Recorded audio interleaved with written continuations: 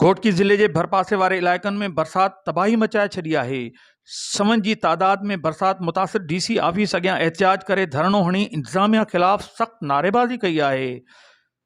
उन मौके ते एहतिजाज में शरीक माण्हुनि जो संदन चवण हो त घोटकी ज़िले के भरपासे वारे इलाइक़नि में बरसात तबाही करे छॾी आहे। बरसात सबबि केतिराई घर ड्रही पट पइजी विया आहिनि ऐं 90 सैकड़ो फसल पिणु तबाह थी वियो आहे। खेसि घर रहण सबबि हादसनि में औरत तोड़े ॿार फौत थिया आहिनि ऐं केतिराई ज़ख़्मी आहिनि। उन्हनि चयो त मुख़्तियारकार तोड़े असिस्टेंट कमिश्नर रुगो कूड़ा दिलासा ॾेई रवानो थी वञनि था।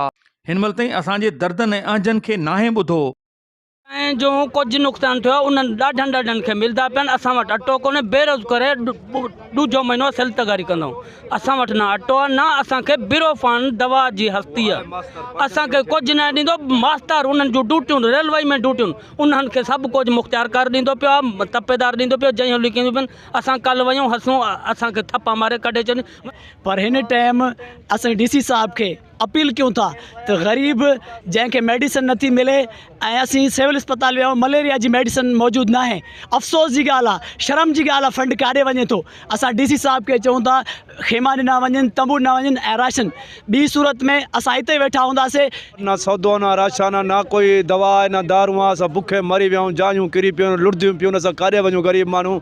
डीसी साहब के अर्ज़ था करूं, ना एमने अचनि था, ना कोई मुख़्तियार कर अचे थो, ना कोई ॾेवणी चढ़ी विज़िट करे हलिया विया आहिनि। हे पानी बिठो, ना कोई पानी कढंदो आहे। हुननि इल्ज़ाम हयो त डिप्टी कमिश्नर घोटकी कंहिं बि बरसात मुतासिरनि खे का बि सहूलियत फराहम नाहे कई, जॾहिं त धरणे में शामिल औरतूं पिटूं पाराता ॾींदियूं रहियूं।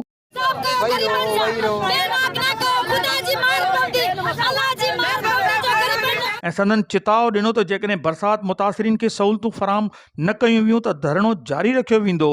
कैमरामैन टीम सां गॾु अशरफ बुखारी, सिंध टीवी न्यूज़, मीरपुर माथेलो।